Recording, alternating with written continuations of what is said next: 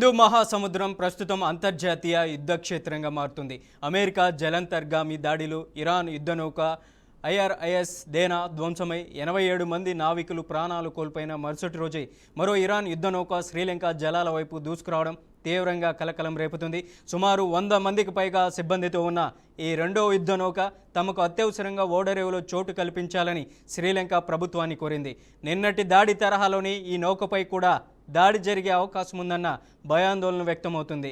మా ప్రాధాన్యత ప్రాణాలను కాపాడటమే అని శ్రీలంక మంత్రి నలింద జైతిస్సా పేర్కొన్నారు. ప్రస్తుతం ఈ నౌక శ్రీలంక ప్రాంతీయ జలాలకు కొద్ది దూరంలో నిలిచి ఉంది. అంతర్జాతీయ జలాల్లో తమ నౌకపై దాడి చేయడంపై ఇరాన్ తీవ్రంగా స్పందించింది.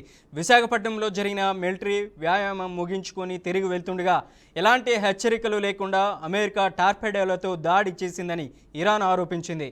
అమెరికా సముద్రంపై అమానవీయ చర్యకు పాల్పడింది. దీనికి ఆ దేశం తగిన మూల్యం చెల్లించుకోక తప్పదని ఇరాన్ మంత్రి ఎక్స్ వేదికగా హెచ్చరించారు. హిందూ మహాసముద్రం ప్రస్తుతం అంతర్జాతీయ యుద్ధక్షేత్రంగా మారుతుంది. అమెరికా జలంతర్గామి దాడిలో ఇరాన్ యుద్ధనౌక ఐరిస్ దేనా ధ్వంసమై 87 మంది నావికులు ప్రాణాలు కోల్పోయిన మరుసటి రోజే మరో ఇరాన్ యుద్ధనౌక శ్రీలంక జలాల వైపు దూసుకురావడం తీవ్ర కలకలం రేపుతుంది. సుమారు 100 మందికి పైగా సిబ్బందితో ఉన్న ఈ రెండో యుద్ధనౌక తమకు అత్యవసరంగా ఓడరేవులో చోటు కల్పించాలని శ్రీలంక ప్రభుత్వాన్ని కోరింది. నిన్నటి దాడి తరహాలోని ఈ నౌకపై కూడా దాడి జరిగే అవకాశం ఉందన్న భయాందోళన వ్యక్తమవుతుంది. మా ప్రాధాన్యత ప్రాణాలను కాపాడటమే అని శ్రీలంక మంత్రి నలింద జైతిస్సా పేర్కొన్నారు. ప్రస్తుతం ఈ నౌక శ్రీలంక ప్రాంతీయ జలాలకు కొద్ది దూరంలో నిలిచి ఉంది. అంతర్జాతీయ జలాల్లో తమ నౌకపై దాడి చేయడంపై ఇరాన్ తీవ్రంగా స్పందించింది.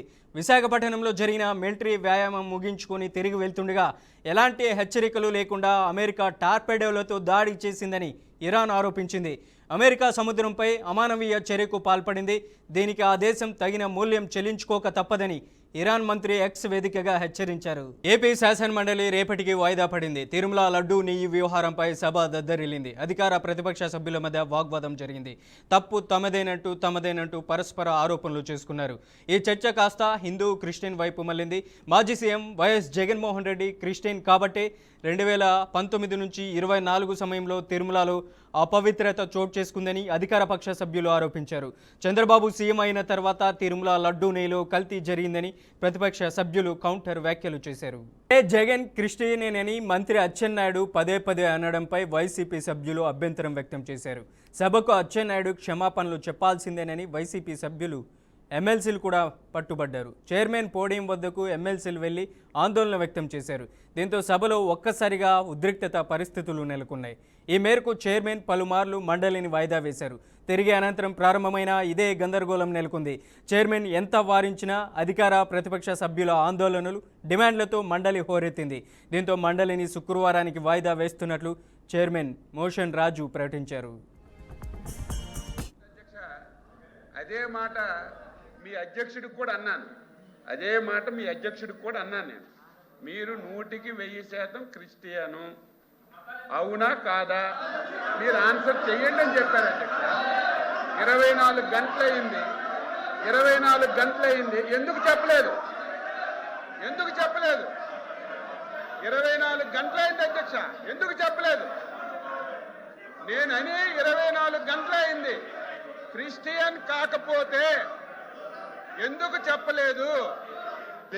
నేను ఆ రోజు ఈ రోజు చెప్తున్నాను. కూర్చోండి. ఈ రాష్ట్రానికి ఎంతో మంది ముఖ్యమంత్రులు పరిపాలన చేశారు. బ్రిటిష్ వాళ్ళు కూడా పరిపాలన చేశారు. ఎప్పుడూ తిరుపతి తిరుమల దేవస్థానం పవిత్రత ఎప్పుడు దెబ్బ పడలేదు. ఎప్పుడూ ఇంత అన్యాయంగా జరగలేదు. కావాలని కుట్రపూరితంగా కావాలని ఆ రోజు ముఖ్యమంత్రి గారు తిరుమల తిరుపతి పవిత్రని దెబ్బతీయాలని ఏకైక లక్ష్యం పెట్టుకొని పని చేశారు. మొత్తం వాస్తవాలన్నీ బయటకు వచ్చాయి.